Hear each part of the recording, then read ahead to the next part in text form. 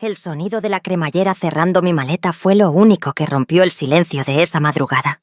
Mis manos temblaban mientras jalaba el cierre, no de miedo, sino de algo que no había sentido en décadas. Determinación pura. Ahí estaba yo, Elena Vargas, a mis 69 años, empacando mi vida en 2 maletas viejas mientras mi esposo roncaba en la habitación de al lado, ajeno a que cuando despertara, yo ya no estaría. La luz del amanecer apenas comenzaba a colarse por la ventana de esa casa, de la colonia Mitras Norte, en Monterrey, la misma casa donde había vivido los últimos 47 años. 47 años. Casi medio siglo encerrada en una jaula que yo misma había ayudado a construir. Barra por barra, excusa por excusa, lágrima por lágrima. Miré por última vez ese cuarto que nunca fue realmente mío. Las paredes color beige que él había escogido porque se veían serias. La cama matrimonial donde hacía años que dormíamos dándole la espalda el uno al otro. El tocador donde guardaba mis pocas cosas, mientras todo el espacio era para sus relojes, sus documentos, sus trofeos de golf que a nadie le importaban. Nada ahí tenía mi esencia. Nada ahí me representaba. Era como vivir en un hotel donde nunca fui más que una huésped incómoda. Pero esa madrugada del 15 de marzo del 2023, todo eso estaba por terminar. Cargué la primera maleta y la bajé por las escaleras con cuidado de no hacer ruido. Cada escalón crujía como queriendo delatarme, como si la casa misma conspirara para detenerme. Mi corazón latía tan fuerte que pensé que me iba a dar un infarto ahí mismo, a centímetros de mi libertad. No ahora, me dije. No cuando estoy tan cerca. Dejé la maleta junto a la puerta principal y regresé por la segunda. Al pasar frente a nuestra habitación, lo escuché roncar. Ese ronquido que había escuchado por 47 años, que al principio me parecía hasta tierno, y que con el tiempo se convirtió en el sonido más irritante del mundo. Seguí de largo. No merecía ni una última mirada. Cuando ambas maletas estuvieron junto a la puerta, me di cuenta de que lo único que me faltaba era irme. Pero mis piernas no se movían.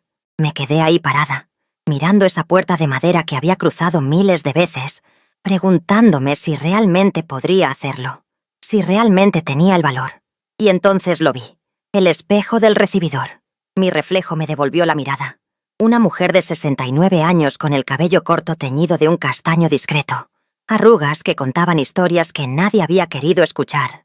Ojos cansados pero que todavía tenían un brillo de rebeldía. «Elena», me dije en voz alta, «si no te vas ahora nunca lo harás». Tomé las maletas, abrí la puerta y crucé el umbral hacia mi nueva vida. El taxi que había pedido la noche anterior me esperaba en la esquina, tal como habíamos acordado. El chofer, un señor mayor que me recordó a mi papá, me ayudó con las maletas sin hacer preguntas. Bendito sea. No tenía energía para explicaciones. «¿Al aeropuerto, señora?», me preguntó cuando arrancamos. «No», le dije mirando por última vez la casa que dejaba atrás. «A la calle Hidalgo 847, centro de Monterrey. Pero permítanme regresar un poco, porque para entender por qué una mujer de casi 70 años se estaba escapando de su propia casa como una adolescente fugitiva, necesitan conocer cómo llegué ahí. Necesitan saber quién era yo antes de convertirme en la sombra de alguien más. Me llamo Elena Vargas, aunque durante tanto tiempo fui solo la señora de Domínguez, que casi olvido mi apellido de soltera. Nací en 1954, en Montemorelos, Nuevo León, un pueblito a 1 hora y media de Monterrey, donde todo el mundo se conocía, y los secretos duraban lo que tardaba doña Chela en ir de la panadería a la plaza principal. Unos 5 minutos. Crecí en una familia de clase trabajadora. Mi papá, don Aurelio Vargas, trabajaba en los campos de cítricos que rodeaban el pueblo. Se levantaba a las 4 de la mañana todos los días, incluyendo domingos, porque las naranjas no entienden de descansos. Mi mamá, Refugio, aunque todos le decían Cuca, lavaba y planchaba ropa ajena para ayudar con los gastos. Éramos 5 hermanos. Yo era la de en medio, con 2 hermanos mayores, Raúl y Jesús, y 2 hermanas menores, Socorro y Lupita. En casa nunca sobraba nada, pero tampoco faltaba lo esencial. Teníamos comida en la mesa, ropa limpia y zapatos para la escuela, aunque fueran de segunda mano. Lo que sí nos sobraba era amor. Papá era un hombre callado pero cariñoso, de esos que demostraban el afecto con hechos más que con palabras. Mamá era puro corazón envuelto en mandil y permanente olor a jabón zote.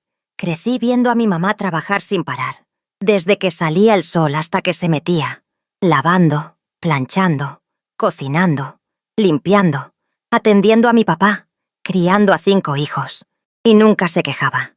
Bueno, mentira, sí se quejaba, pero solo del calor o de que el precio de los frijoles había subido otra vez.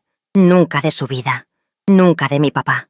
Para ella, ese era el rol de una mujer: servir, aguantar y sonreír mientras lo hacía. Yo absorbí esas lecciones como una esponjita. Aprendí que las mujeres buenas no alzaban la voz, que una esposa era el pilar silencioso del hogar, que el éxito de un matrimonio dependía de cuánto estuvieras dispuesta a sacrificar. Todas esas mentiras hermosas que nos vendían como verdades absolutas. Fui a la escuela hasta la secundaria. No porque no quisiera seguir estudiando. Me encantaba la escuela, especialmente las clases de literatura y historia, sino porque simplemente no había dinero para que todos siguiéramos. Los hombres tenían prioridad. Raúl y Jesús fueron a la preparatoria en Monterrey.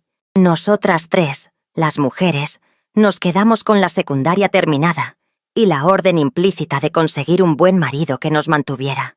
Tenía 22 años cuando conocí a Roberto Domínguez en la boda de mi prima Estela en 1976. Él tenía 28. Trabajaba como contador en una empresa refresquera en Monterrey y llegó a Montemorelos como invitado de la familia del novio. Era guapo, bien vestido, de modales educados.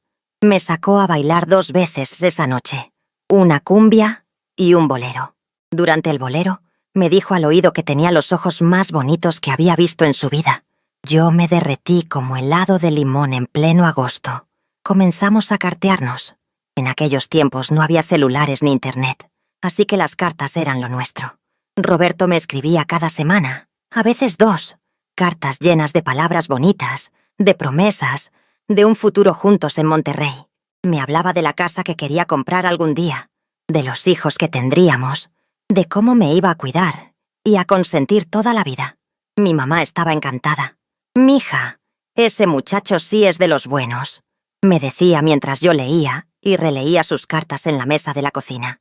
«Tiene trabajo fijo, viene de buena familia y se nota que te quiere. No lo dejes ir». Nos casamos 6 meses después de conocernos, el 18 de diciembre de 1976, en la parroquia de Santiago Apóstol, en Montemorelos.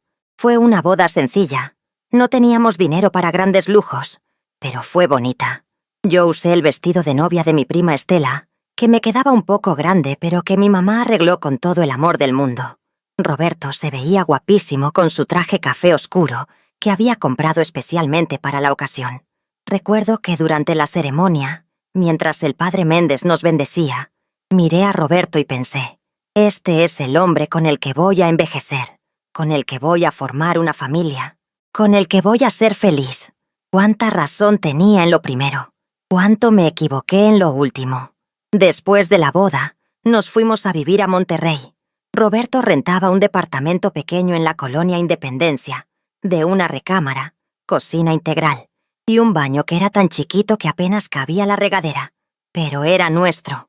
Yo lo decoré con las pocas cosas que tenía: cortinas que había bordado mi mamá, algunos cuadritos de la Virgen de Guadalupe y una foto de nuestra boda en un marco dorado que nos regaló la madrina. Los primeros meses fueron buenos. Roberto era atento, cariñoso. Llegaba del trabajo y me platicaba de su día. Los fines de semana salíamos a caminar por el centro. A veces íbamos al cine o simplemente nos quedábamos en casa viendo la tele. Yo había conseguido trabajo como costurera en un taller cerca del departamento, pero Roberto insistió en que lo dejara. «No necesitas trabajar, mi amor», me dijo una noche mientras cenábamos el guiso de pollo que le había preparado. «Yo gano suficiente para los 2. Además, cuando tengamos hijos, vas a estar muy ocupada. Mejor quédate en casa, descansa, disfruta».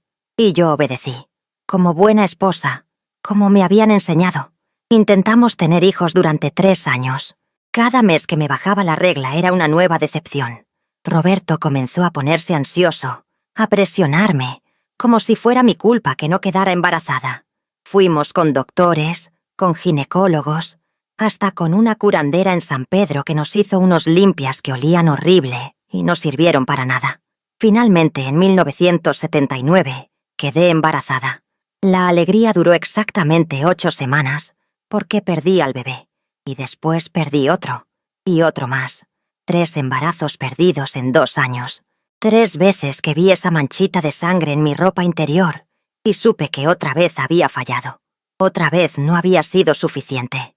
Roberto nunca me culpó en voz alta, pero podía ver la decepción en sus ojos cada vez que pasaba, la forma en que suspiraba cuando me veía llorar, la manera en que evitaba el tema de los hijos con sus compañeros de trabajo, con su familia. Fue después del tercer aborto que algo cambió en nuestra relación, o tal vez siempre había estado ahí y yo no lo quise ver. Roberto comenzó a llegar tarde del trabajo. A principio eran solo un par de horas. «Tengo mucho trabajo», decía. «Hay cierre de mes. El jefe necesita que termine este reporte». Y yo le creía. Claro que le creía. ¿Por qué no iba a creerle? Las llegadas tarde se volvieron rutina. 3, 4 veces por semana. A veces oliendo a cerveza. A veces con el cuello de la camisa marcado con un tono de maquillaje que definitivamente no era el mío. Yo ni siquiera usaba maquillaje en esa época. Pero yo hacía lo que sabía hacer. Ignorar, justificar, aguantar. En 1982, finalmente logré llevar un embarazo a término. Nació nuestra hija Andrea el 3 de octubre de ese año. Fue parto natural. 12 horas de labor en el hospital universitario. Cuando la enfermera me la puso en el pecho por primera vez, cuando vi esos ojitos cerrados y esa carita arrugadita, pensé que todo iba a cambiar, que tener un bebé nos iba a unir otra vez. Qué ilusa fui. Roberto estaba contento con Andrea. Eso no lo puedo negar. La cargaba, jugaba con ella, la presumía con sus amigos. Pero esa felicidad duró lo que dura un chile en una escuela. Nada. A las pocas semanas del nacimiento, Roberto volvió a sus andanzas. Las llegadas tarde, los fines de semana con compromisos de trabajo, los viajes de negocios que duraban más de lo necesario.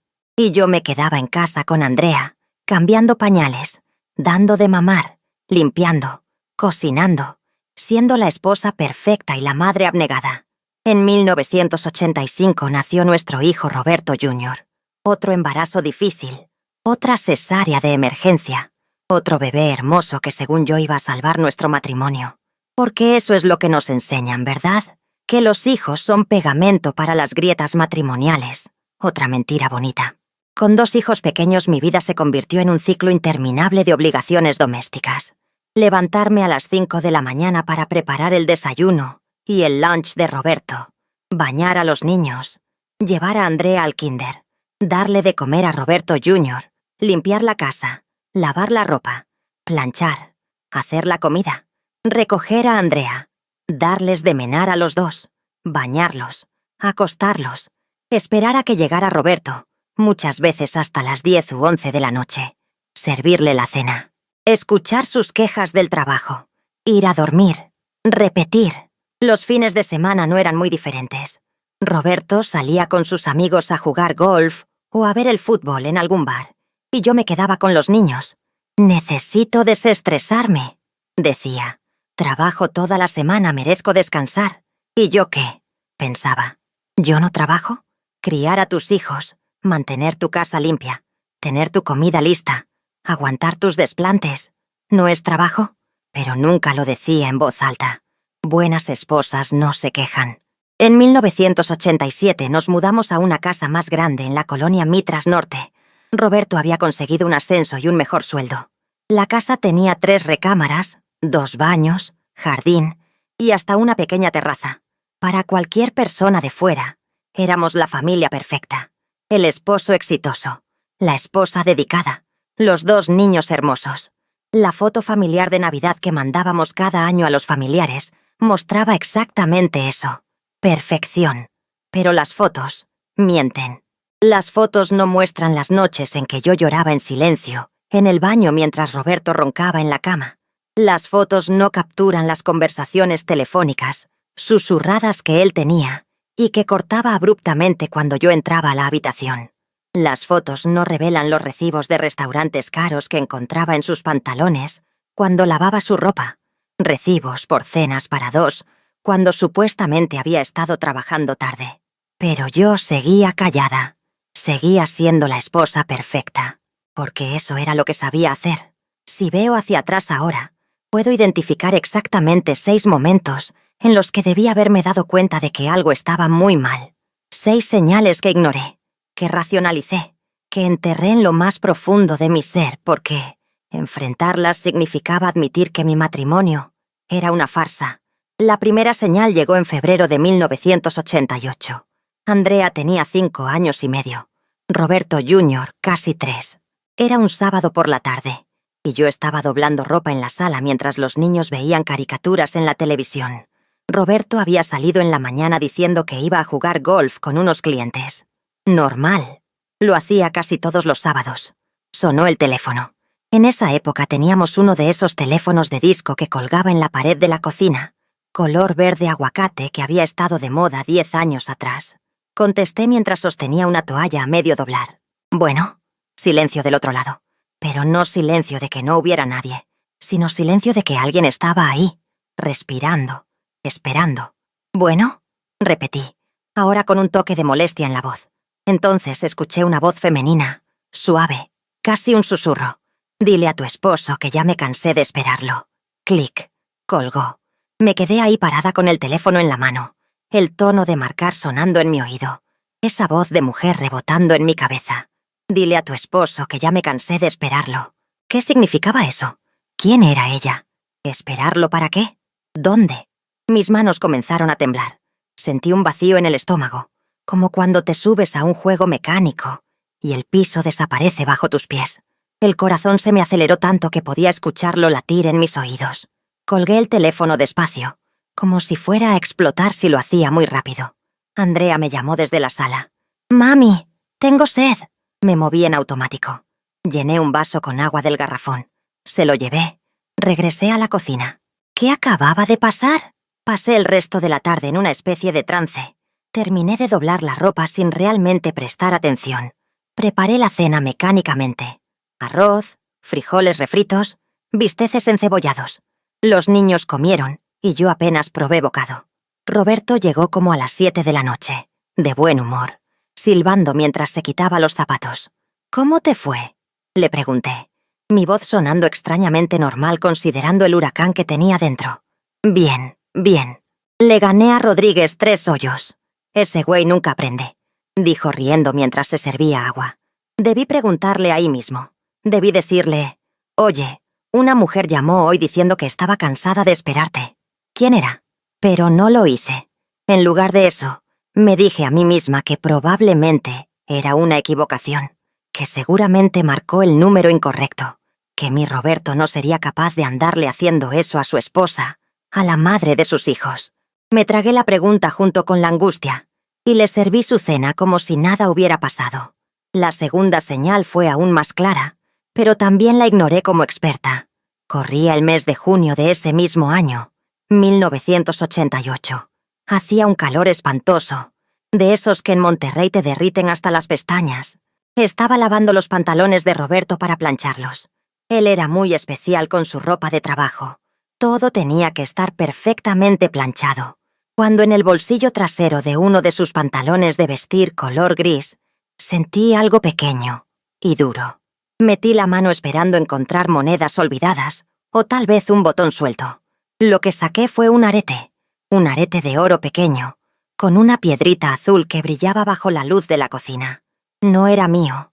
Yo nunca había usado aretes de ese estilo. Los míos eran sencillos, de los que venden en el tianguis.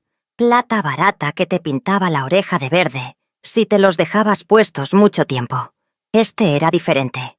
Era elegante, caro. Me quedé ahí parada frente a la lavadora con ese arete en la palma de mi mano, mirándolo como si fuera una bomba que estaba a punto de explotar. Mi mente empezó a correr a 1000 por hora. ¿De quién era? ¿Cómo había llegado al pantalón de mi esposo? ¿Se le habría caído a alguna compañera de trabajo? ¿Alguna cliente? ¿O la posibilidad que no quería considerar pero que estaba ahí, gritando en el fondo de mi mente? ¿Alguna amante? El corazón me latía tan fuerte que sentía que se me iba a salir del pecho. Las manos me sudaban. Cerré el puño alrededor del arete, su metal frío contra mi piel caliente. ¿Qué iba a hacer con esto? Roberto Jr. entró corriendo a la cocina en ese momento, con las manos sucias de tierra del jardín. «Mami, mira, encontré una lombriz», dijo emocionado, mostrándome sus manos llenas de lodo. El mundo real me jaló de vuelta. «Ay, mi hijo, ve a lavarte las manos», le dije, guardando el arete en el bolsillo de mi delantal. «Y no toques nada hasta que estén limpias, ¿oíste?» Esa noche, cuando Roberto llegó a casa, esperé el momento adecuado. Después de la cena, cuando los niños ya estaban dormidos y estábamos viendo la novela de las 9, saqué el arete y se lo mostré.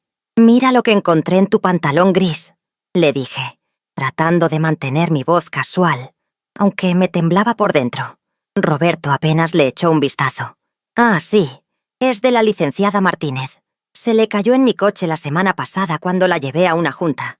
Me dijo que me lo iba a pedir después, pero se le olvidó. Gracias por encontrarlo». Y así, tan simple, tan natural, me dio una explicación perfectamente lógica y razonable. ¿Y yo qué hice? Le creí. O más bien, decidí creerle porque la alternativa era demasiado dolorosa. Me dije a mí misma que, claro, tenía sentido. Roberto a veces llevaba compañeros de trabajo en su coche. Era normal que se le cayeran cosas. No significaba nada. Guardé el arete en un cajón de su buró y nunca más hablamos del tema. La tercera señal llegó en diciembre de 1990, durante las posadas de la empresa donde trabajaba Roberto. Normalmente yo no asistía a esos eventos. Roberto siempre decía que era solo para empleados, pero ese año me insistió en que fuera. «Todos van a llevar a sus esposas», dijo. «Va a estar raro que yo vaya solo». La posada era en un salón de eventos en San Pedro, de esos elegantes con mesas redondas, cubiertas de manteles blancos y centros de mesa con flores que probablemente costaban más que mi despensa del mes. Yo me puse mi mejor vestido, uno azul marino que había comprado en rebaja en el Woolworth 2 años atrás, y me maquillé poquito. Rímel, un toque de rubor y un labial rosa pálido que tenía desde quién sabe cuándo. Llegamos y Roberto inmediatamente se fue a saludar a sus compañeros, dejándome parada ahí como tonta con mi bolsita de mano y sin conocer a nadie. Me quedé cerca de la mesa de botanas, sonriendo incómodamente cuando alguien pasaba cerca, tomando ponche solo para tener algo que hacer con las manos. Entonces la vi, una mujer alta, delgada, con un vestido rojo entallado que le quedaba como pintado, cabello largo y negro, maquillaje perfecto, tacones altísimos. Se movía por el salón con una confianza que yo nunca había tenido, saludando a la gente, riendo, tocando brazos y hombros con familiaridad. Y de repente vi cómo se acercaba a Roberto. Desde donde yo estaba, a unos 10 metros de distancia, vi cómo ella le tocaba el brazo a mi esposo, cómo se inclinaba para decirle algo al oído, cómo Roberto se reía de lo que sea que ella le estuviera diciendo, cómo los dos se veían, cómodos juntos, demasiado cómodos. Sentí como si me hubieran metido un puño en el estómago. El aire se me atoró en la garganta. Las manos me empezaron a sudar tanto que el vaso de ponche casi se me resbala. Entonces la mujer me vio. Sus ojos se encontraron con los míos por un segundo, tal vez 2, y sonrió. Una sonrisa pequeña, casi imperceptible, pero que decía todo lo que necesitaba saber. Sabía exactamente quién era yo, y no le importaba. Se alejó de Roberto y desapareció entre la gente. Roberto eventualmente regresó a la mesa donde yo estaba sentada, media hora después. «¿Por qué estás tan callada?», me preguntó mientras se sentaba a mi lado. «¿Quién era esa mujer del vestido rojo?», le pregunté, odiando cómo me temblaba la voz. «¿Cuál mujer?», dijo sin mirarme, ocupado sirviéndose más ponche. «La que estaba hablando contigo hace rato, la del cabello largo». «Ah, esa. Es Verónica. Trabaja en el departamento de finanzas». «¿Por qué?». Parecían muy amigos. Roberto se rió. Una risa casual, despreocupada.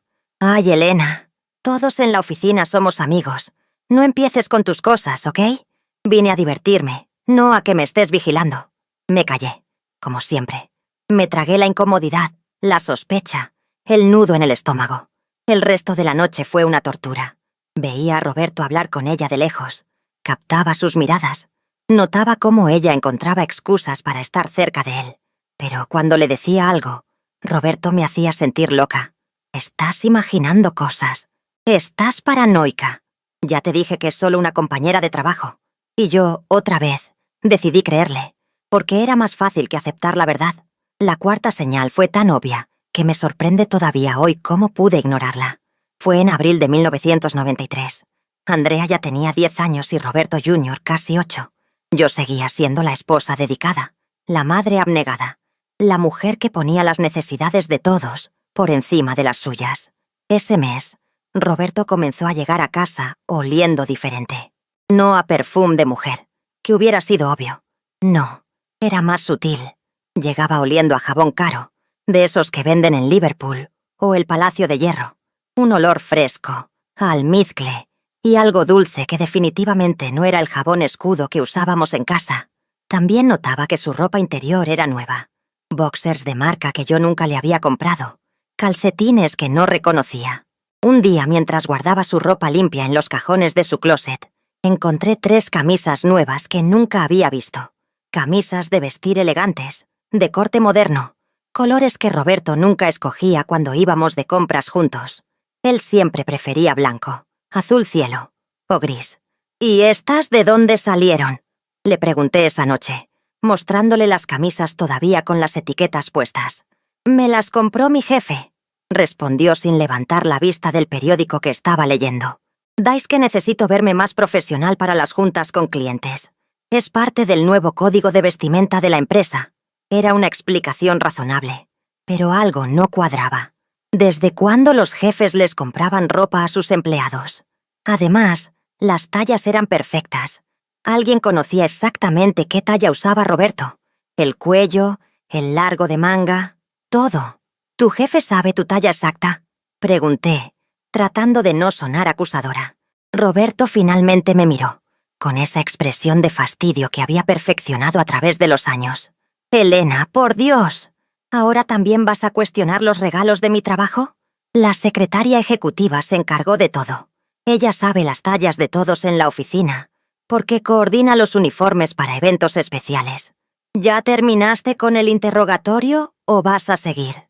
Me hizo sentir tonta, paranoica, exagerada, como siempre. Pero lo que más me dolió no fue eso. Fue que unos días después, cuando estaba planchando una de esas camisas nuevas, encontré en el bolsillo del pecho una pequeña nota doblada. La abrí con manos temblorosas. Decía, en letra femenina con pluma de tinta azul: «Este color resalta tus ojos. V. Verónica». Pensé inmediatamente. La del vestido rojo de la posada. La del departamento de finanzas. Sostuve esa nota en mis manos por largos minutos. La leí una y otra vez. «Este color resalta tus ojos». Esas no son palabras que dice una secretaria ejecutiva que compra uniformes. Esas son palabras que dice alguien que conoce íntimamente a la persona, que se fija en el color de sus ojos, que escoge ropa pensando en cómo se verá en él. ¿Saben qué hice con esa nota? La guardé en mi cajón de ropa interior, entre mis calzones viejos y mis sostenes desgastados. La guardé como evidencia, como prueba, pero nunca la confronté. Nunca le dije nada a Roberto, porque confrontarlo significaba enfrentar una realidad que no estaba lista para enfrentar. La quinta señal llegó de una manera completamente inesperada en septiembre de 1995. Mi hermana Socorro vino de visita desde Montemorelos. Hacía meses que no nos veíamos y me emocionaba mucho tenerla en casa. Planeamos hacer una tarde de chismecito y café, de esas que tanto me hacían falta porque, la verdad, viviendo en Monterrey sin amigas cercanas, estaba muy sola. Estábamos sentadas en la cocina, tomando café de olla que había preparado especialmente, cuando Socorro sacó el tema casi como sin querer. «Oye, Elena», dijo, removiendo el azúcar en su taza con más cuidado del necesario. «El otro día que fui al banco en Montemorelos, me encontré a la mamá de Julieta. ¿Te acuerdas de ella? Bueno, pues me contó que su hija trabaja ahora en un hotel aquí en Monterrey, el Crowne Plaza ese que está por Constitución. Y dice que el mes pasado vio a Roberto entrando con una mujer. Dice que se veían muy cariñosos. El café se me fue por el tubo equivocado y empecé a toser. Socorro se levantó a darme palmadas en la espalda. ¿Estás bien? Cuando pude respirar otra vez, traté de mantener la compostura. Seguro era alguna cliente, dije, mi voz sonando más aguda de lo normal. Roberto a veces tiene reuniones en hoteles cuando vienen clientes de fuera. Socorro me miró con esa expresión que tienen las hermanas cuando saben que estás mintiendo, pero no saben si deben presionarte o dejarlo pasar. Sí, seguro, dijo finalmente. Solo te lo comentaba, ¿ok? Por si acaso. Esa noche no pude dormir. Daba vueltas en la cama mientras Roberto roncaba a mi lado, completamente ajeno a la tormenta en mi cabeza. Un hotel, una mujer. Se veían muy cariñosos. Las palabras daban vueltas y vueltas como ropa en una lavadora. A la mañana siguiente, cuando Roberto se estaba alistando para ir al trabajo, reuní todo mi valor. Oye, ¿tuviste alguna junta en el Crown Plaza el mes pasado? Roberto dejó de anudarse la corbata y me miró por el espejo. Sí, ¿por qué? Es que mi hermana me contó que una conocida te vio ahí, con una mujer. Esperaba que se pusiera nervioso, que tartamudeara, que me diera alguna señal de culpabilidad. En lugar de eso, suspiró con exasperación. ¿Y ahora me vas a espiar con tus hermanas?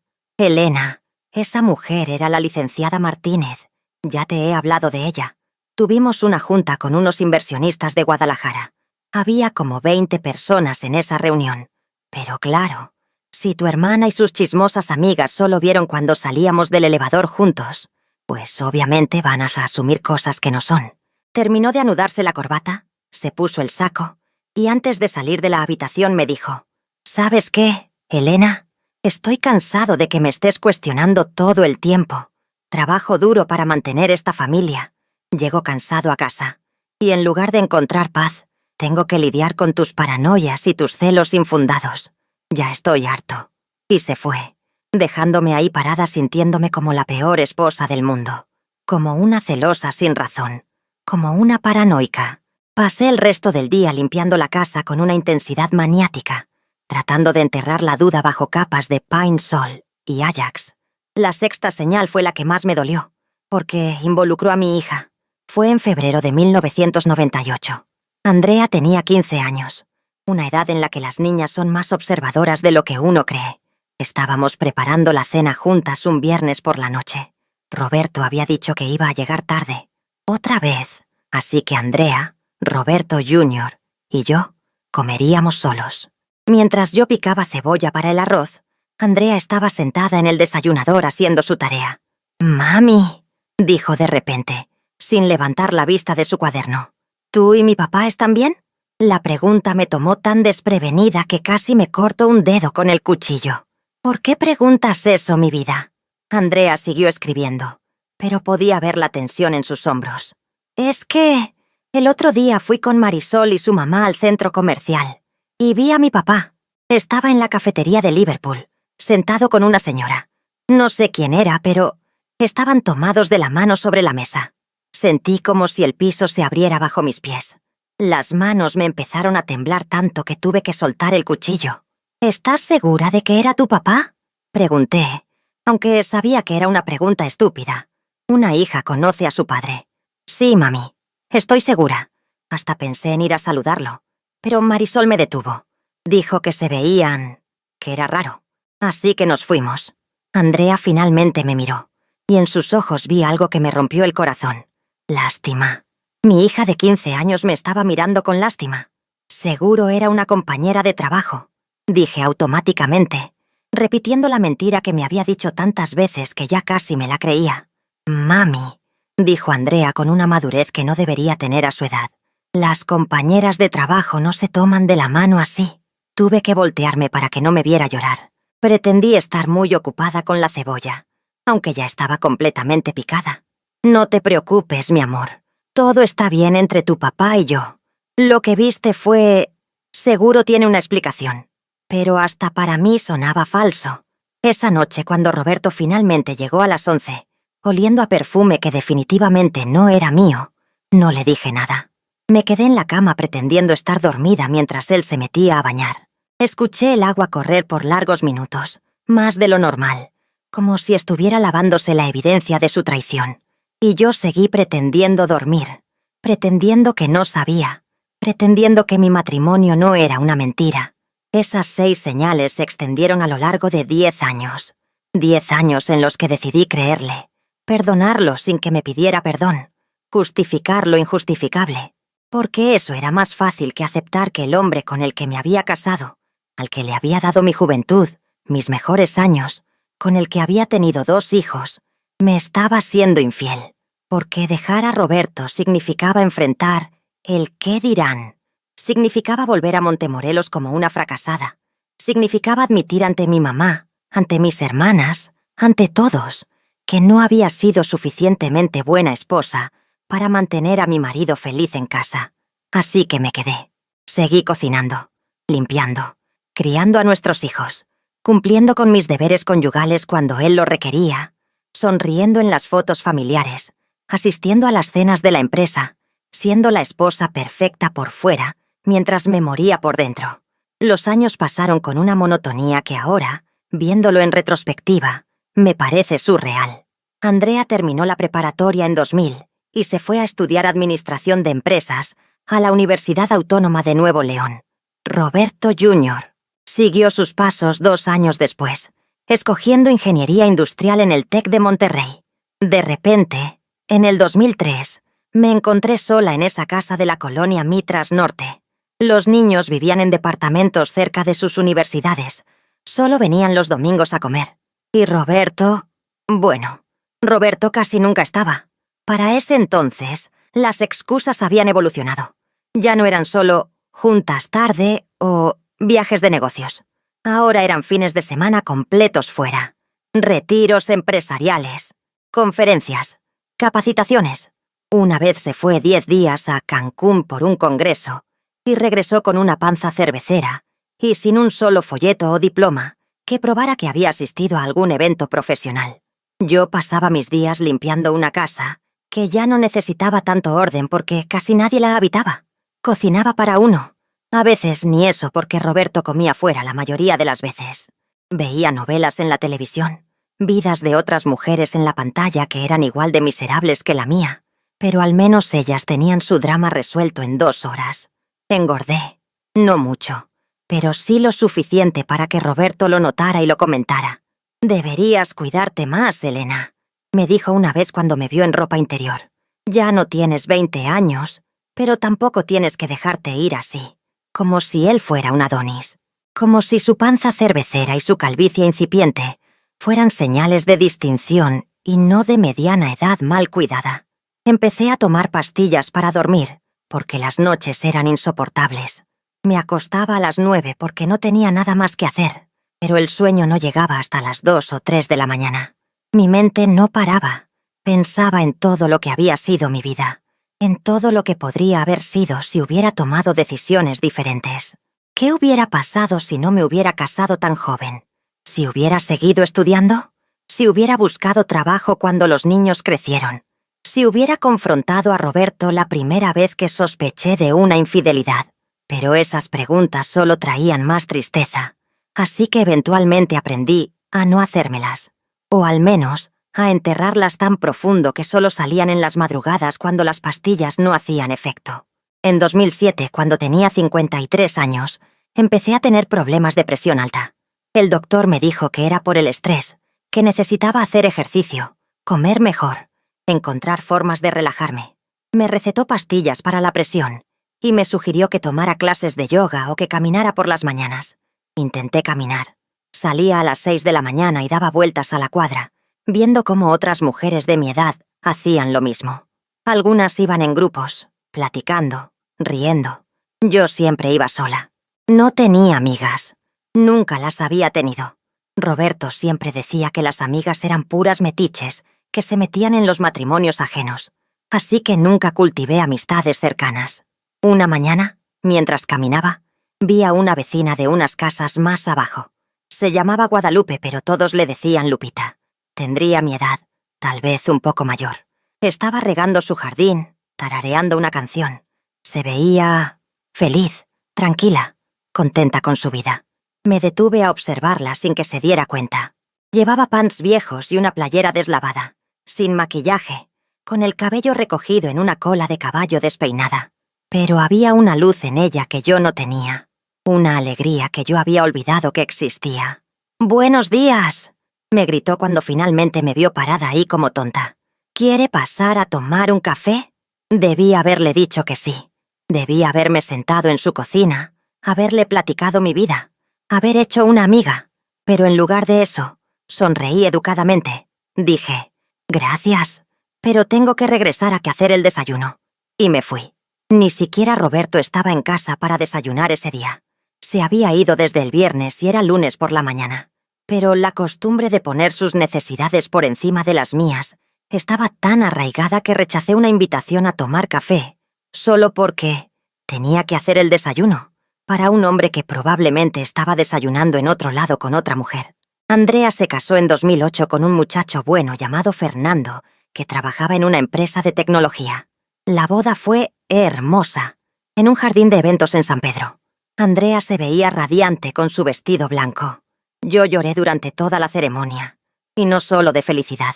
Lloré porque veía a mi hija comenzar su vida matrimonial con tantas esperanzas e ilusiones, las mismas que yo había tenido 32 años atrás, y me daba terror que terminara como yo. En la recepción, mientras bailaba el vals con su nuevo esposo, Andrea me buscó con la mirada. Le sonreí y le hice señas de que todo estaba perfecto, pero creo que ella vio a través de mi sonrisa. Siempre fue muy perceptiva. Roberto Jr. se graduó en 2009 y consiguió trabajo en una empresa automotriz. Se mudó a Querétaro por el empleo. Ahora mis 2 hijos estaban fuera de Monterrey, cada uno construyendo su propia vida. Y yo me quedaba en esa casa grande y vacía con un esposo que casi nunca estaba, y que cuando estaba, me trataba como a la sirvienta, porque eso es lo que me había convertido. Una sirvienta no remunerada. Cocinaba, limpiaba, lavaba, planchaba.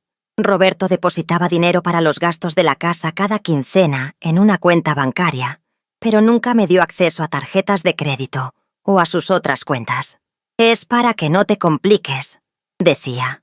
«Tú no entiendes de finanzas». Y yo asentía, como siempre. En 2012, Roberto anunció que se iba a jubilar anticipadamente. Tenía 64 años y la empresa le ofrecía un plan de retiro generoso. Pensé que tal vez eso significaba que pasaríamos más tiempo juntos, que tal vez, en esta nueva etapa de nuestras vidas, podríamos reconectarnos. ¡Qué ilusa! Roberto se jubiló, pero eso solo significó que ahora tenía más tiempo libre para sus actividades. Seguía saliendo todo el tiempo. Ahora el pretexto era el club de golf o reuniones con los excompañeros de trabajo. O simplemente, voy a dar una vuelta. Nunca me invitaba, nunca me incluía. Y yo seguía ahí, en esa casa, esperándolo. En 2015, Andrea tuvo a su primer hijo, mi primer nieto, Mateo. La primera vez que lo cargué, sentí algo que no había sentido en años. Propósito. Este bebé hermoso me necesitaba, aunque fuera solo como abuela. Andrea me pidió que la ayudara con el cuidado de Mateo, porque ella quería regresar a trabajar después de la licencia de maternidad. Por primera vez en años, tenía algo que hacer además de limpiar una casa vacía. 3 veces por semana, iba a casa de Andrea en las mañanas, y me quedaba con Mateo hasta que ella regresaba del trabajo. Eran los días más felices de mi semana. Ese bebé me daba tanto amor incondicional, tanta alegría pura, que por unas horas podía olvidar lo miserable que era mi vida. Roberto nunca mostró mucho interés en Mateo. Lo cargaba un ratito cuando Andrea venía de visita, sonreía para las fotos, y ya. No tenía ese chip de abuelo amoroso que yo pensé que desarrollaría. Pero bueno, tampoco había sido un padre muy presente, así que no me sorprendió. Fue durante uno de esos días cuidando a Mateo, en julio de 2016, que algo dentro de mí comenzó a cambiar. Estaba sentada en la mecedora de la sala de Andrea, con Mateo dormido en mis brazos. Era una tarde calurosa de verano. El aire acondicionado zumbaba suavemente, y yo miraba a ese bebé de 1 año que dormía tan confiado y seguro en mis brazos. Y de repente pensé, ¿qué ejemplo le estoy dando? Si es una niña cuando crezca, quiero que vea a su abuela como una mujer que aguantó y aguantó y aguantó. Si es niño, quiero que piense que así es como los hombres deben tratar a las mujeres. La idea me sacudió tanto que por poco despierto a Mateo. Había pasado 40 años de mi vida siendo el felpudo de alguien. 40 años poniendo las necesidades, los deseos, los caprichos de Roberto por encima de los míos. 40 años creyendo que eso era lo correcto, que eso era lo que hacían las buenas esposas. Pero mirando a ese bebé inocente en mis brazos, me di cuenta de que no quería que mi legado fuera ese. No quería que mis nietos me recordaran como la abuela triste que aguantó una vida miserable porque así era lo correcto. Quería que me recordaran como una mujer fuerte, una mujer que tuvo el valor de cambiar su vida, aunque fuera tarde. Ese día, con Mateo dormido en mis brazos, tomé una decisión. Iba a empezar a poner atención. Iba a dejar de ignorar las señales. Iba a descubrir la verdad completa de lo que Roberto había estado haciendo todos estos años. Y dependiendo de lo que encontrara, iba a decidir qué hacer con el resto de mi vida. Porque tenía 62 años, sí, pero todavía me quedaba tiempo. Todavía podía cambiar mi historia. No les voy a mentir. Aunque había tomado esa decisión en mi cabeza, ponerla en acción fue otra cosa completamente diferente. Pasaron semanas antes de que reuniera el valor suficiente para hacer algo más que solo pensar en ello. ¿Por dónde empezaba? Nunca había sido de esas esposas que revisan los celulares de sus maridos o que contratan investigadores privados. Ni siquiera sabía si Roberto usaba contraseña en su teléfono. Siempre había respetado su privacidad, o más bien, siempre había tenido demasiado miedo de lo que podría encontrar. La primera vez que intenté revisar su celular fue un martes por la noche a finales de agosto del 2016. Roberto se había quedado dormido en el sillón viendo el noticiero de las 10. Empezaba a roncar con la boca abierta, con su celular en la mano, a punto de caérsele. Con el corazón latiéndome a 1000 por hora, me acerqué despacio. Cada paso que daba sonaba en mis oídos como un trueno. Extendí la mano para tomar el teléfono y Roberto abrió los ojos. «¿Qué haces?», preguntó adormilado. «Casi me da un infarto ahí mismo». «Nada, nada. Es que el teléfono se te iba a caer. Te lo iba a poner en la mesa». Mentí, sintiendo cómo la cara se me ponía roja como tomate. Roberto gruñó algo incomprensible. Se guardó el celular en el bolsillo y se levantó a ir a la cama. Oportunidad perdida. Pero esa noche estableció un patrón que descubriría en los siguientes días. Roberto nunca, pero nunca, dejaba su celular sin supervisión. Lo llevaba al baño. Lo tenía en la mano mientras veía la televisión. Lo ponía en su buró del lado de la cama cuando dormía. Era como si estuviera soldado a su mano. Eso en sí mismo era sospechoso. Decidí cambiar de táctica. Si no podía revisar su teléfono, tal vez podía encontrar algo en su estudio. Roberto tenía una habitación pequeña al fondo de la casa que había convertido en oficina. Ahí guardaba documentos de su trabajo, aunque ya estaba jubilado. Yo tenía prohibido entrar a ordenar, porque según él, yo siempre movía sus cosas importantes. Un jueves por la tarde, cuando Roberto salió a su supuesto club de golf, aproveché. Entré a su estudio con las manos temblorosas y el corazón en la garganta, como si estuviera cometiendo un crimen, en lugar de revisar el estudio de mi propio esposo, en mi propia casa. El escritorio estaba impecablemente organizado, pens que hasta agrupados por color, folder files alineados perfectamente. Todo era tan Roberto, controlado, ordenado, sin dejar espacio para el caos. Abrí el primer cajón. Solo encontré facturas viejas de servicios, recibos de mantenimiento del coche, garantías de electrodomésticos. El segundo cajón tenía papelería, sobres, estampillas, clips, ligas. El tercer cajón estaba cerrado con llave. Cerrado con llave. En 40 años de matrimonio, nunca había visto un cajón cerrado en esta casa. Tiré del manillar con fuerza, como si eso fuera a abrirlo mágicamente. Nada. Busqué la llave en los cajones de arriba, en los compartimentos secretos del escritorio, debajo del portaplumas. Nada. Me senté en la silla de Roberto, frustrada y ansiosa. ¿Qué guardaba ahí que era tan importante como para tenerlo bajo llave? ¿Documentos? ¿Fotos? ¿Cartas? Escuché el motor del coche de Roberto entrando a la cochera. Salté de la silla como si me hubieran dado un toque eléctrico. Salí del estudio tan rápido como pude, cerrando la puerta detrás de mí. Cuando Roberto entró a la casa, yo estaba en la cocina, fingiendo estar muy ocupada picando tomates para la cena. aunque mis manos temblaban tanto que era un milagro que no me cortara un dedo. «Ya llegué», anunció como siempre. «¿Qué tal el golf?», pregunté, mi voz sonando artificialmente animada. «Bien, bien. Le gané a Martínez otra vez», dijo mientras se servía agua del garrafón. «Mentiroso», pensé, porque Roberto no olía a pasto recién cortado ni a sudor de deporte. Olía a perfume floral. Olía a mujer. Pasaron 3 meses de intentos fallidos de encontrar evidencia concreta. 3 meses de frustración, de sospechas sin confirmar, de noches sin dormir preguntándome si estaba loca o si realmente Roberto me estaba engañando. Pero la verdad, como dicen, siempre encuentra la manera de salir a la luz. Y en mi caso, llegó de la forma más inesperada posible. Era un sábado de noviembre del 2016.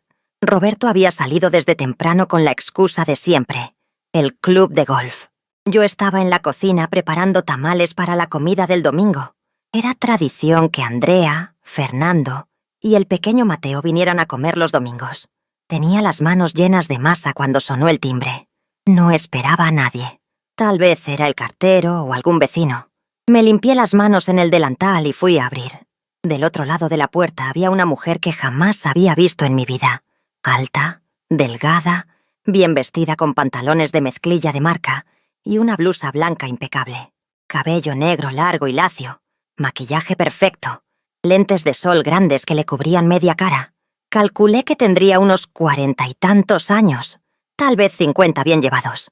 «¿Señora Elena Domínguez?», preguntó con una voz fría, controlada. «Sí, soy yo», respondí, sintiendo que algo malo estaba por pasar. Esa sensación en el estómago que te dice que tu vida está a punto de cambiar.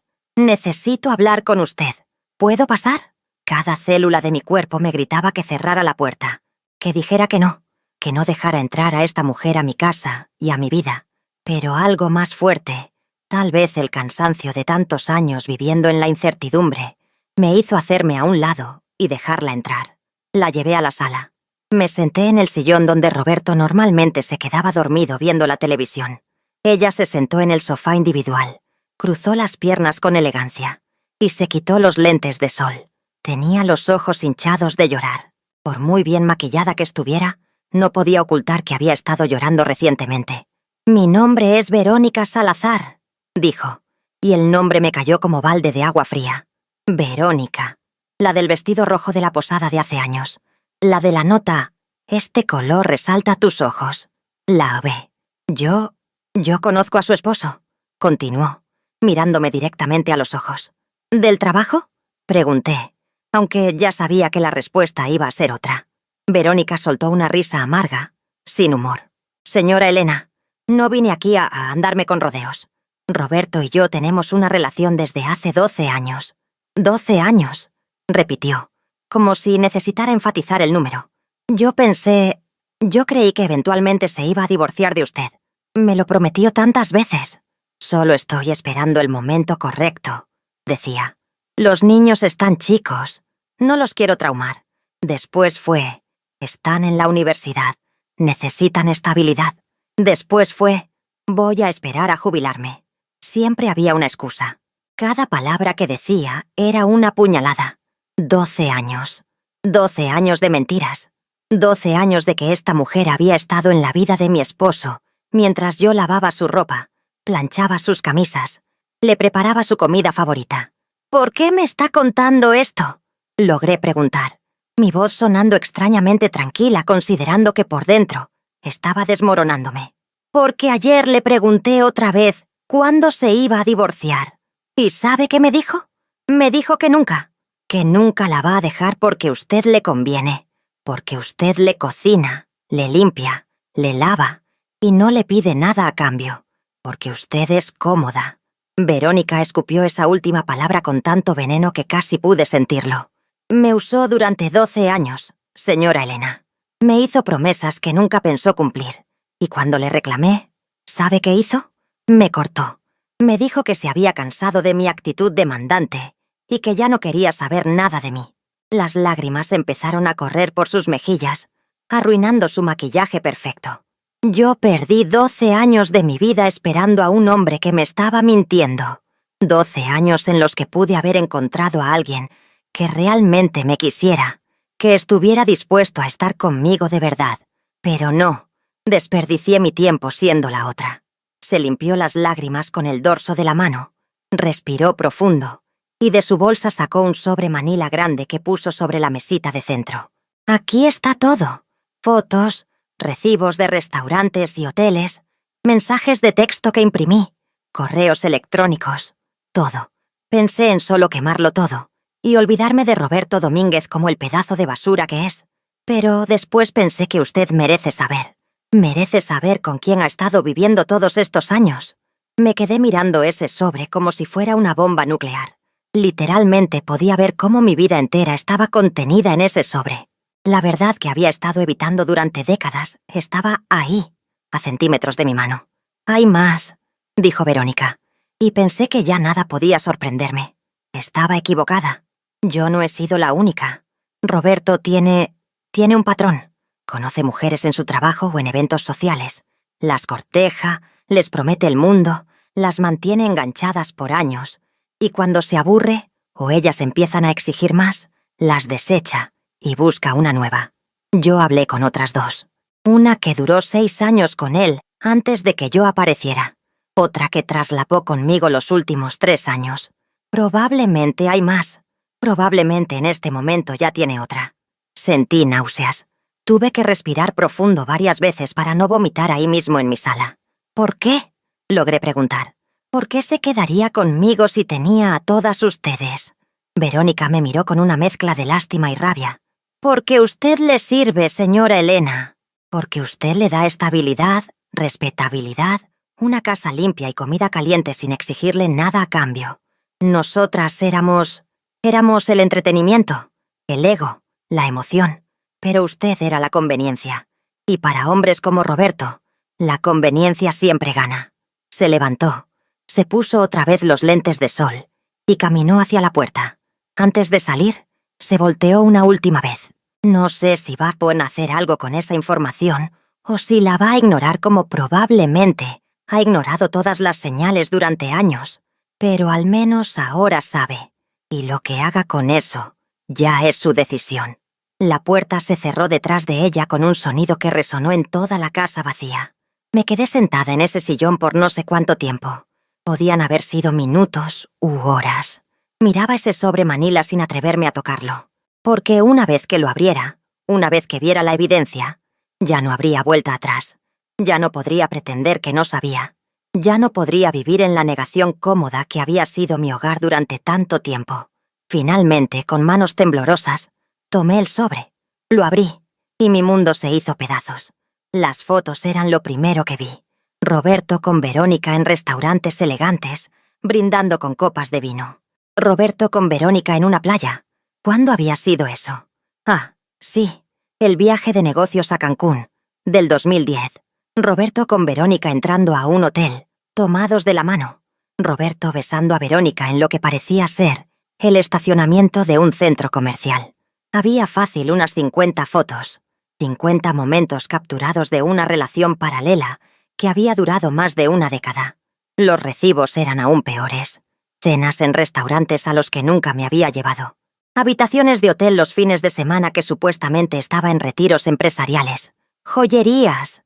Había comprado joyas para esta mujer mientras a mí me daba dinero contado para el mercado. Flores, chocolates, regalos, cosas que nunca me había comprado a mí. Y los mensajes de texto. Dios, los mensajes de texto eran lo más doloroso, porque ahí estaba la verdadera intimidad. Las conversaciones que revelaban no solo una relación física, sino emocional. Roberto le contaba a Verónica sobre su día, sobre sus preocupaciones, sobre sus sueños, cosas que nunca compartía conmigo. Con ella se reía, bromeaba, era cariñoso. Con ella era el hombre que yo pensé que había conocido cuando nos casamos. Encontré mensajes de fechas específicas que recordaba perfectamente. El día del cumpleaños de Andrea, Roberto le había escrito a Verónica: «Tengo que estar en la cena familiar, pero estoy pensando en ti. Mañana te compenso».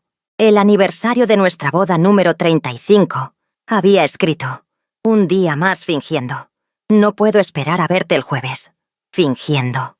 Nuestra vida entera era un acto para él. Lloré como no había llorado en años.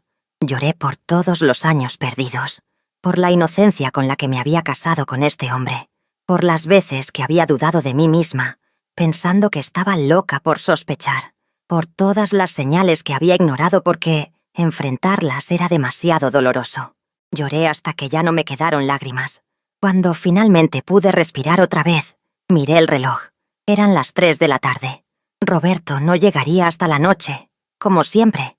Probablemente estaba con su nueva Verónica, la que fuera que hubiera reemplazado a la anterior. Me levanté del sillón. Me miré en el espejo del recibidor. Tenía los ojos hinchados, la cara roja, el cabello despeinado. Parecía exactamente como me sentía, destruida. Pero entonces, en medio de toda esa destrucción, sentí algo diferente, algo que no había sentido en décadas. Sentí rabia, no tristeza, no autocompasión, rabia pura y ardiente, rabia contra Roberto por ser un mentiroso, un tramposo, un manipulador que había desperdiciado 40 años de mi vida. Pero más que nada, rabia contra mí misma, por haber sido tan tonta, por haber creído sus mentiras una y otra vez, por haber puesto sus necesidades antes que las mías, durante tanto tiempo que había olvidado que yo también tenía necesidades, por haberme convertido en un fantasma en mi propia vida. Esa rabia era como combustible, como electricidad corriendo por mis venas. Me hacía sentir viva de una manera que no había sentido en años. Y con esa rabia vino claridad. No iba a seguir siendo la víctima. No iba a seguir siendo la esposa complaciente que aguanta todo en silencio. No iba a darle ni un día más de mi vida a este hombre que no me merecía. Tenía 62 años. Sí, pero eso significaba que, con suerte, todavía me quedaban 20, tal vez 25 años de vida. Y no iba a pasar ni uno más de esos años viviendo esta mentira. Iba a salir de esto. Iba a dejar a Roberto. Iba a divorciarme y empezar de nuevo. La idea me aterraba tanto como me emocionaba. Pero por primera vez en 40 años, sentí que estaba a punto de tomar una decisión por mí misma. No por Roberto. No por mis hijos. No por el qué dirán. Por mí. Guardé todas las evidencias de vuelta en el sobre. Lo escondí en el fondo de mi closet, entre las cobijas de invierno que Roberto nunca tocaba. Después me lavé la cara, me arreglé el cabello y volví a la cocina a terminar los tamales como si nada hubiera pasado, porque todavía no estaba lista para confrontarlo. Todavía no tenía un plan, pero iba a tenerlo. Iba a planear mi salida tan meticulosamente como Roberto había planeado sus engaños. Y cuando estuviera lista, cuando tuviera todo en orden, entonces sí actuaría. Por lo pronto iba así a hacer lo que había hecho durante 40 años. Fingir. Pero esta vez, fingir tenía un propósito diferente. Estaba fingiendo para ganar tiempo, para preparar mi escape. Esa noche, cuando Roberto llegó a casa oliendo a perfume femenino y con el descaro de preguntarme qué había de cenar, le sonreí y le serví su plato como siempre. Pero por dentro, ya me había ido. Ya no era la Elena que se conformaba con migajas. Ya no era la esposa abnegada que aguantaba todo. Era una mujer que había decidido que merecía más y que iba a luchar por conseguirlo.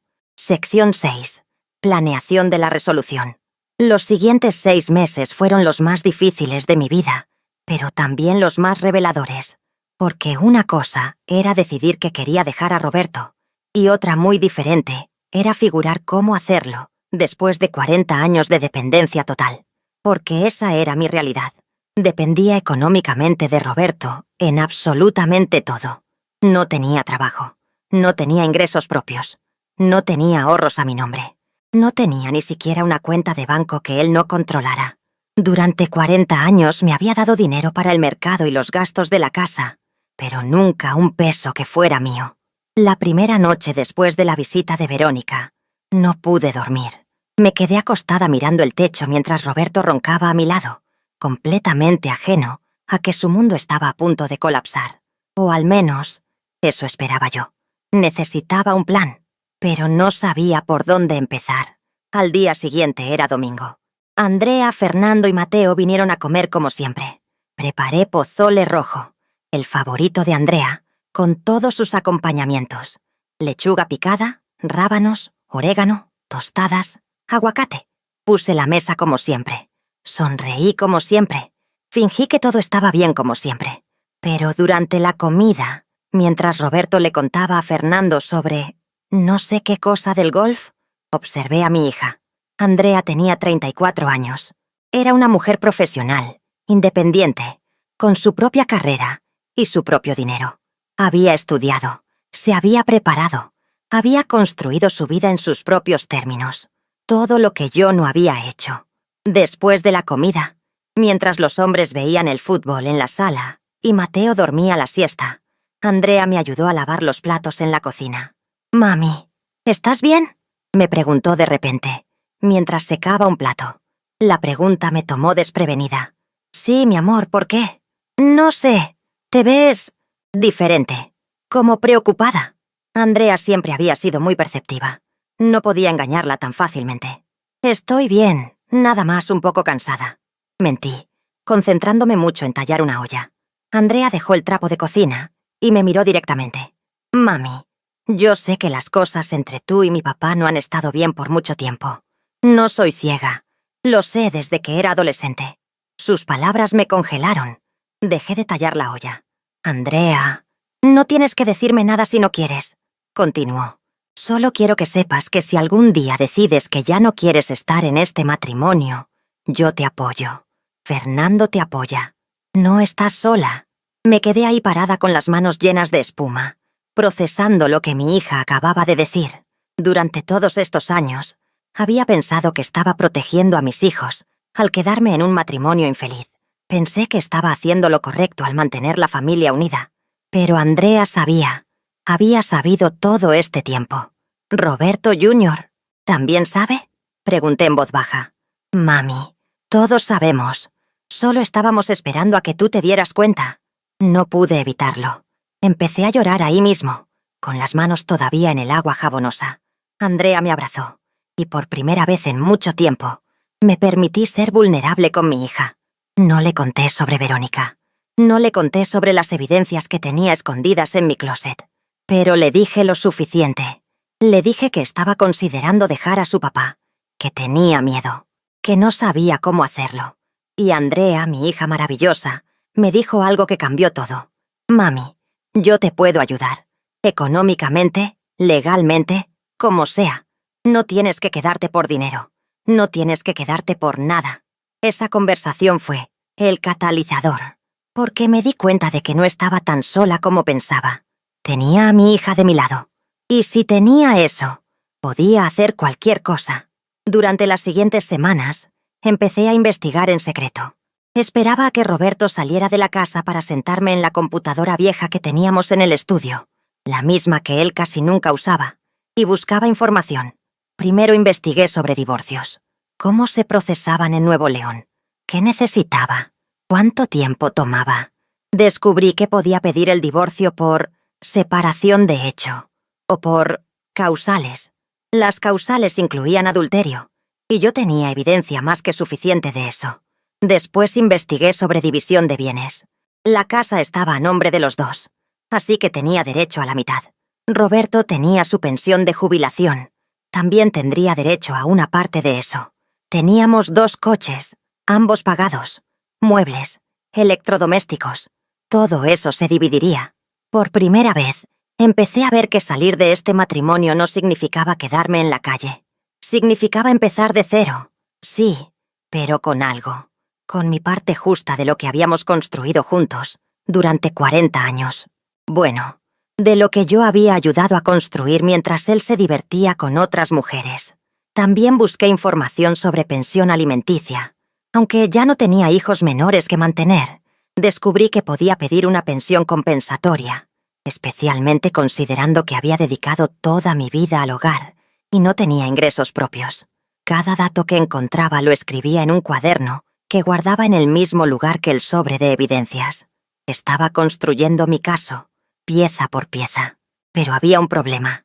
Necesitaba un abogado. Y no tenía dinero para pagar uno.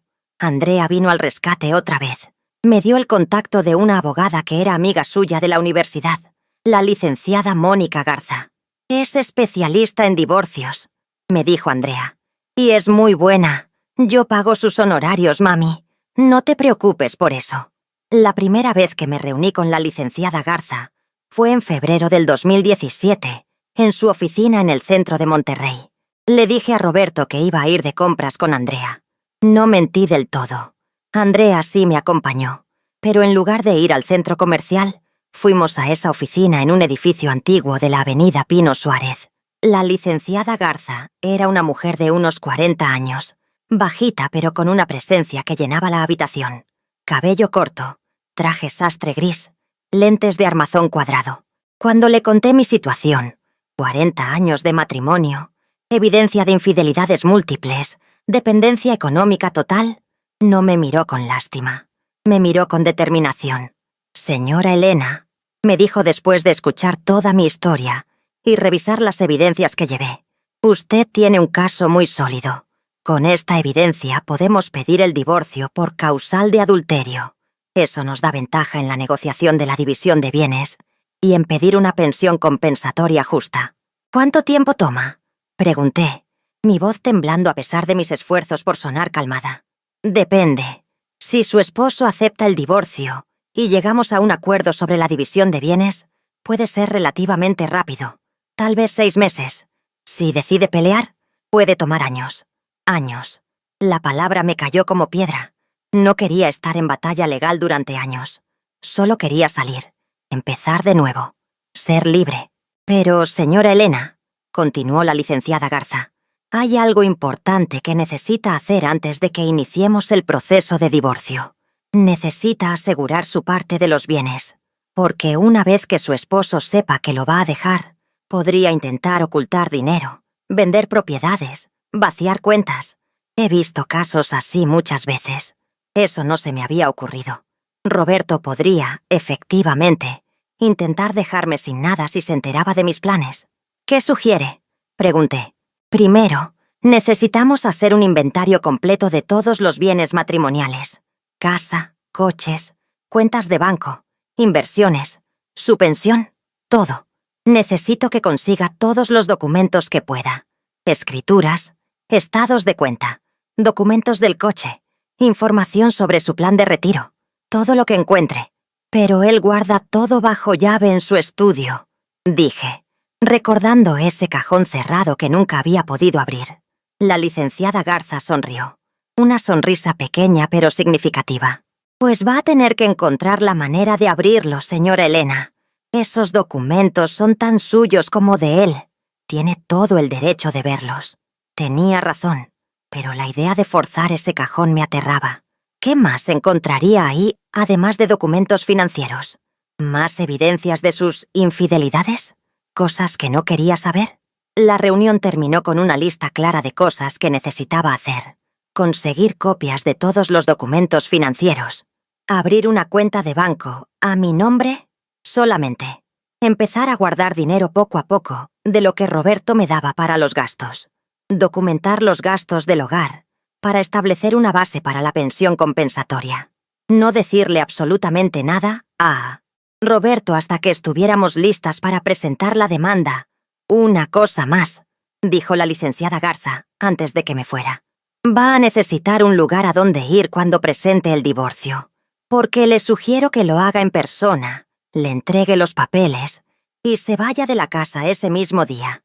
Limpió, rápido, sin darle tiempo de reaccionar violentamente o de convencerla de quedarse. La idea de irme de la casa donde había vivido por 35 años me producía vértigo, pero sabía que tenía razón. Conocía a Roberto. Sabía que intentaría manipularme, convencerme de que estaba exagerando, prometerme que cambiaría. No podía darle esa oportunidad. Mi hija me puede recibir, dije. Andrea ya me había ofrecido su casa como refugio temporal cuando lo necesitara. Perfecto. Entonces empecemos a trabajar. Salí de esa oficina sintiéndome extrañamente empoderada. Por primera vez en mi vida, estaba tomando acciones concretas para cambiar mi situación. Ya no estaba solo pensando en irme. Estaba planeando activamente cómo hacerlo. Los siguientes meses fueron una especie de doble vida surreal.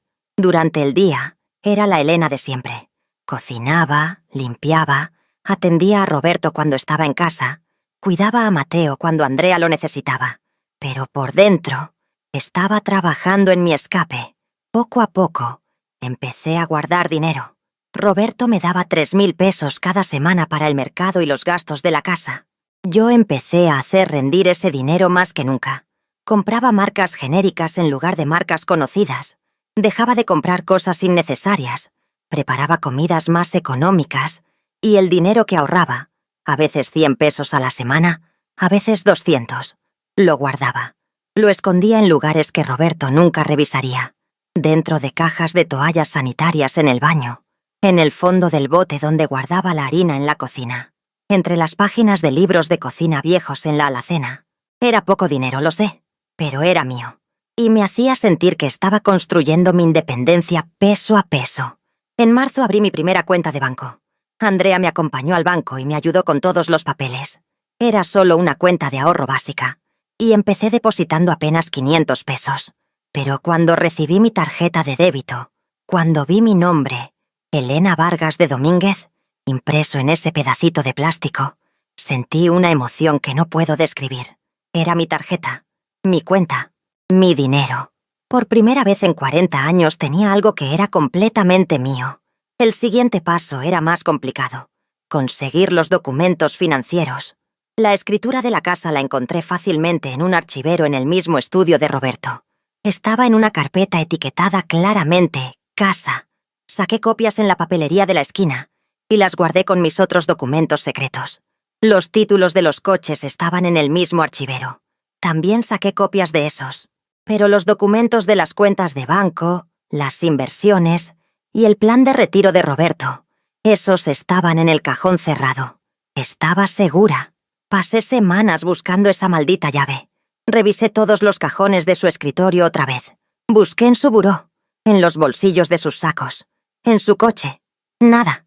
Entonces, un día de abril, mientras Roberto estaba en el baño, vi su llavero tirado en la cama. Normalmente lo guardaba en su bolsillo, pero esa vez se lo había quitado junto con el cinturón antes de meterse a bañar. Mi corazón empezó a latir a 1000 por hora. Podía escuchar el agua de la regadera corriendo. Tenía tal vez 10 minutos. Tomé el llavero con manos temblorosas. Tenía como 15 llaves diferentes. Las del coche, las de la casa, llaves que no reconocía. Y ahí, entre todas las demás, había una llave pequeña, diferente. Una llave que parecía de cajón o de gabinete. Corrí al estudio. Mis manos temblaban tanto que me costó trabajo meter la llave en la cerradura del cajón. Primer intento. No entró. Segundo intento. Entró pero no giró. Tercer intento. Clic. El cajón se abrió. Dentro había exactamente lo que esperaba. Y más de lo que temía. Había folders con estados de cuenta de 3 cuentas de banco diferentes que yo no conocía. Una a nombre de Roberto solamente con un saldo de casi 800.000 pesos. Otra cuenta de inversiones con más de 1.200.000 pesos. Documentos de su plan de retiro que mostraban una pensión mensual de casi 30.000 pesos. Roberto había estado ocultándome dinero. Mucho dinero. Mientras yo me las veía para estirar 3.000 pesos semanales para los gastos de la casa, él tenía casi 2 millones de pesos guardados en cuentas que yo desconocía. La rabia que sentí en ese momento fue indescriptible, pero eso no fue lo peor. En el fondo del cajón había una caja de zapatos. La abrí. Estaba llena de cartas. Cartas de amor de diferentes mujeres. Tarjetas de cumpleaños, de San Valentín, de aniversarios de relaciones que yo no sabía que existían. Había fotos también. Roberto con mujeres diferentes en lugares diferentes. En playas, en hoteles, en restaurantes. 40 años de evidencia de una doble vida meticulosamente guardada. Encontré cartas que databan de los años 80. 80. Casi desde que nos casamos, Roberto había estado engañándome. Había una foto en particular que me destrozó. Era de Roberto con una mujer rubia en lo que parecía ser una casa de playa. Él tenía el brazo alrededor de ella, los dos sonriendo felices. En la parte de atrás de la foto, con letra de Roberto, decía Acapulco, 1989, con mi amor verdadero. El año después de que nació Roberto Jr., el año en que yo estaba en casa, gorda, cansada, con 2 niños pequeños, sin dormir, sin tiempo ni para bañarme. Y él estaba en Acapulco con su amor verdadero. Quería vomitar, quería gritar, quería quemar todo. Pero no podía hacer nada de eso porque Roberto todavía estaba en el baño y en cualquier momento saldría. Con manos temblorosas, empecé a sacar fotos con mi celular a todos los documentos importantes. Los estados de cuenta, los documentos de inversiones, el plan de retiro. Tomé fotos de las cartas más incriminatorias, de las fotos más obvias. Escuché que la regadera se apagó. ¡Mierda! Metí todo de vuelta en el cajón tan rápido como pude. Cerré con llave y corrí a la habitación para poner el llavero de vuelta en la cama, justo cuando Roberto salía del baño, envuelto en una toalla. «¿Qué haces?», preguntó al verme parada junto a la cama, probablemente viéndome culpable. «Nada, estaba tendiendo la cama». Mentí, alisando las cobijas para dar credibilidad a mis palabras. Roberto gruñó algo y empezó a vestirse. Yo salí de la habitación con las piernas temblando y el celular caliente en el bolsillo de mi pantalón, lleno de evidencia que la licenciada Garza podría usar. Esa tarde, mientras Roberto veía televisión en la sala, me encerré en el baño y le envié todas las fotos a Andrea. No podía arriesgarme a que Roberto me quitara el celular y las borrara. Andrea inmediatamente las respaldó en su computadora y me confirmó que las había mandado a la licenciada Garza. Teníamos todo lo que necesitábamos. Ahora solo faltaba decidir cuándo actuar. La licenciada Garza me sugirió que esperáramos un poco más. «Queremos asegurarnos de que tiene suficiente dinero ahorrado para mantenerse los primeros meses», me dijo. «Y también necesitamos preparar toda la documentación del divorcio. No queremos dejar cabos sueltos». Así que seguí esperando. Seguí ahorrando. Seguí fingiendo. En mayo, Roberto Jr. vino a visitarnos desde Querétaro. Habían pasado meses desde la última vez que lo había visto en persona. Durante la cena del viernes, mientras comíamos el mole que le había preparado especialmente porque era su favorito, lo observé. Mi hijo se había convertido en un hombre, 32 años, ingeniero exitoso, independiente, y me di cuenta de algo. Era bueno, era un buen hombre.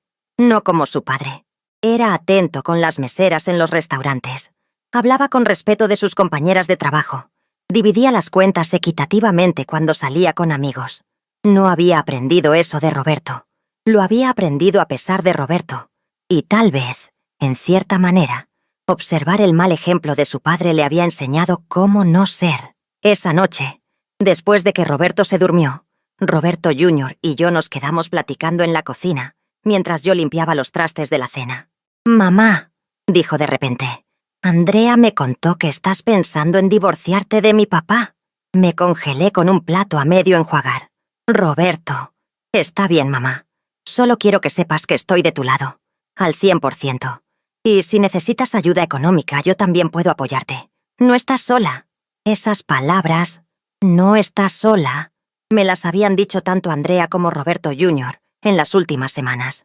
Y cada vez que las escuchaba, me sentía un poquito más fuerte. «Gracias, mi hijo», logré decir, las lágrimas amenazando con salir. «Siempre supe que mi papá no te trataba como debería», continuó Roberto Jr., mirando su taza de café en lugar de mirarme. «Desde que era niño, lo veía llegar a tarde, escuchaba las mentiras, notaba cómo nunca te ponía atención, y siempre me preguntaba por qué te quedabas, por qué aguantabas tanto. Me quedaba por ustedes», dije honestamente. No quería que crecieran en un hogar roto. Roberto Jr. finalmente me miró. «Mamá, nuestro hogar ya estaba roto, solo que en lugar de estar roto en 2 casas, estaba roto en una. Tal vez hubiera sido mejor que se hubieran separado antes. Tal vez así no hubiéramos normalizado la idea de que las mujeres deben aguantar todo en silencio». Sus palabras me impactaron, porque tenía razón. Al quedarme, al aguantar, les había enseñado a mis hijos que eso era normal, que eso era lo que se esperaba. «Nunca es tarde para empezar de nuevo, mamá», dijo Roberto Jr., levantándose para darme un abrazo. «Tienes derecho a ser feliz, te lo mereces». Con el apoyo de mis 2 hijos firmemente establecido, la decisión se hizo más fácil. Bueno, no más fácil. Esto nunca iba a ser fácil, pero sí más clara. Durante junio y julio, continué ahorrando dinero. Para finales de julio tenía casi 12.000 pesos guardados. No era mucho, pero era algo. Andrea también me había dado 10.000 pesos, por si acaso, que guardé en mi cuenta de banco secreta. La licenciada Garza tenía ya todos los documentos preparados. La demanda de divorcio estaba lista. Solo faltaba que yo diera la palabra. Decidimos que sería a principios de agosto. Específicamente, el 7 de agosto del 2017, un lunes. Roberto normalmente salía los lunes temprano para su golf y no regresaba hasta la noche. Eso me daría tiempo suficiente para empacar mis cosas y salir de la casa antes de entregarle los papeles. El plan era el siguiente. Andrea vendría a ayudarme a empacar temprano en la mañana. Moveríamos mis cosas esenciales a su casa. Yo dejaría todo lo demás. Los muebles, los electrodomésticos, las cosas que habíamos acumulado durante 40 años. Solo llevaría mi ropa, mis documentos importantes, las fotos de mis hijos y algunos objetos personales que tenían valor sentimental. En la tarde regresaría a la casa. Roberto llegaría alrededor de las 7. Yo le entregaría los papeles del divorcio en persona. Le diría que ya sabía todo, que tenía evidencia de todas sus infidelidades, que me iba y que no había marcha atrás, y entonces me iría. La licenciada Garza insistió en que un policía debería estar presente durante la entrega de los papeles, por mi seguridad. No sabemos cómo va a reaccionar, me dijo. Mejor prevenir. Tenía razón. Roberto nunca había sido físicamente violento conmigo, pero tampoco lo había confrontado nunca de esta manera. No sabía de qué era capaz cuando se sintiera acorralado. Los días previos al 7 de agosto fueron extraños. Sabía que cada comida que le preparaba era potencialmente la última. Cada vez que lavaba su ropa pensaba, esta es la última vez que hago esto. Cada noche que me acostaba a su lado pensaba, pronto no tendré que fingir más. Roberto no notaba nada. Estaba tan absorto en su propia vida, en sus propias mentiras, que no se daba cuenta de que yo estaba a punto de destruir su pequeño mundo perfecto, donde tenía una esposa servil en casa y aventuras emocionantes afuera. El 6 de agosto, un domingo, tuvimos la última comida familiar en esa casa. Andrea, Fernando y Mateo vinieron. Roberto Jr. no pudo venir desde Querétaro, pero llamó por teléfono y habló con todos. Preparé barbacoa, el platillo favorito de Roberto. Puse la mesa con el mantel bonito. Serví las tortillas calientes. Todo como siempre. Pero por dentro estaba diciéndole adiós. Adiós a esta casa. Adiós a esta vida.